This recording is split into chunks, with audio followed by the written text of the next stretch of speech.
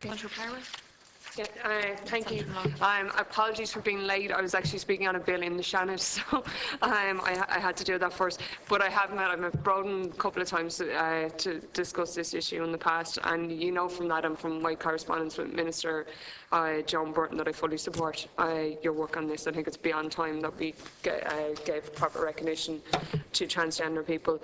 Again, I would share the comments that have been made in respect of the legislation. I think it's so important. We have an opportunity now to actually learn from the countries that went before us. We've been one of the latest countries in actually giving trans people the recognition and the support that they deserve. But we have an opportunity to learn from that, and particularly you've pointed out the weaknesses in the UK legislation. I think it's unfortunate that so far what came out from the report last year was, or earlier this year, was that we would copy the UK legislation. I was actually over myself at the Lib Dem conference, they're our sister party in England recently, and I met with their LGBT group, and one of the issues that we discussed was all the deficiencies in their legislation that they're now working to change. And I think we've an opportunity to actually head all that off from the start and go with best practice, as Senator Collins said, maybe with the Argentinian experience, or look elsewhere and actually get this right from the start, rather than making mistakes that other people made 10, 15 years ago.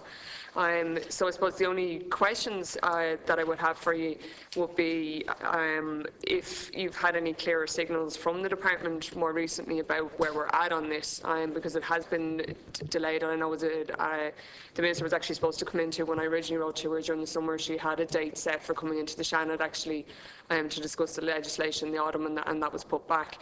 So if you've a better indication maybe from the engagement with the department as to what the time frame is like now, and whether the officials are engaging with you in respect of the criticisms that you've made, because again, you know that I sent on your correspondence over to the Minister and she said that they were looking at it, but it was quite a general response rather than actually saying whether they do or don't agree with the issues. I appreciate that.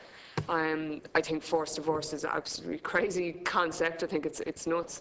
I appreciate that it's part of the broader picture in respect of marriage equality, because obviously that's legally where it's getting tied up.